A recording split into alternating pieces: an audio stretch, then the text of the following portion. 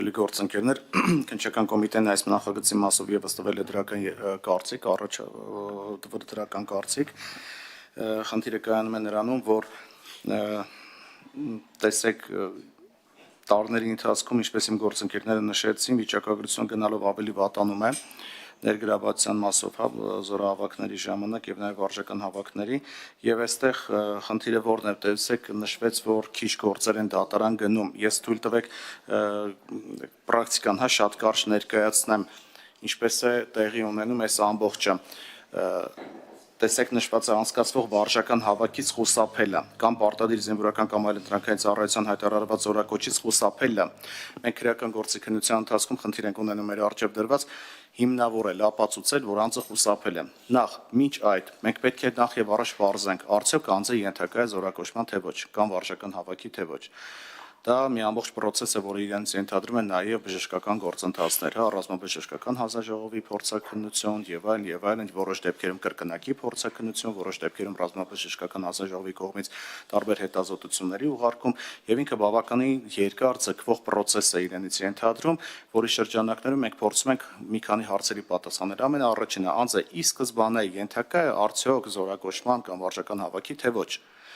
Եթե ոչ, արդեն մնացածը խուսափել, չխուսափել, գալ, ներկայանալ, չներկայանալ, մեծ հաշվով արդեն քրեական պատասխանատվություն չի կարող առաջացնել։ Եվ երկրորդ խնդիրը, երբ որ պարզում ենք, որ այո, տվյալ անձնավորությունը իրականում ենթակա է առողջական վիճակից ելնելով, ենթակա է առողջական եւ այլ, օրենքով նախատեսված հիմքերը կան, որ նա պետք է զորակոչվի կամ վարժական հավաքի ներգրավի, եթե դա հիմնավորվում է, նոր արդեն երկրորդ process-ով մենք փորձում ենք համոզվել, ապացուցել, հիմնավորել, որ անձը խուսափել է։ Ինչու, որովհետև լինում են դեպքեր, որ անձը Հայաստանի Հանրապետությունում չի գտնվում, բայց ծանոթություններ են գնում, բայց պարզապես որևէ կերպ նա տեղյակ չի լինում պայմանականորեն, օրինակ այդ ծանոթություններից եւ այլն, այսինքն մենք երկու բան ենք փորձում հիմնականապատկել գործընթաց, process, որը իրենից ենթադրում է երկար ժամանակ եւ պետք է նշեմ նաեւ, որ շատ դեպքերում մենք ունենում ենք նաեւ այո կարճումներ, ինչու, որովհետև հենց այս հիմքերն են, որ բացակայում են մի դեպքում օրինակ առողջական խնդիրն է, պարզում է անձը առողջական խնդիր ունի եւ սկզբանե չի կարող համար ընդամենը խստացվում է պատիժը։ Ինչ է այդ պատիժի խստացումը փոփոխելու։ Այն ինչ ասում եք ընդունելի հասկանալ է, բայց մենք դիսպոզիցիան չենք փոխում, փոխում ենք պատժատեսակ։ Պատժատեսակ բաժը չէ։ Պարոն Վարդանյան, մենակ քրեադատավարական նորմին կապեմ, որոշակի առումով, եթե մենք ոչ մեծ ծանրության հանցանքի հետ ենք գործ ունենում, տեսեք, մենք այս դեպքում 2-5 տարի 3-ից 6 տարի, հանցագործության շեմն է փոխվում եւ հանցագործության տեսակն է փոխվում։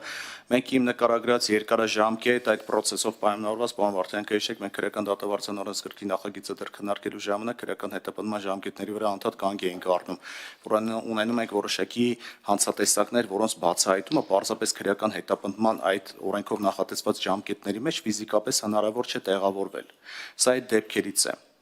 Երբ որ օրենքը նախատեսում է օրինակ 5 ամիս ժամանակ, բայց ռազմաբժշկական փորձաքննությունը տևում է 10 ամիս, կոպիտ ասած։ Սա խնդիր 1, որով լուծվում է։ Այս լավ արգումենտ չէ։ Երկրորդ անգամ եք բերում, որ դուք չեք բերում, այն օրն էլ եք բերել այս արգումենտը։ Ես չէ, Ժողովուրդ ջան, ամեն դեպքում լավ արգումենտ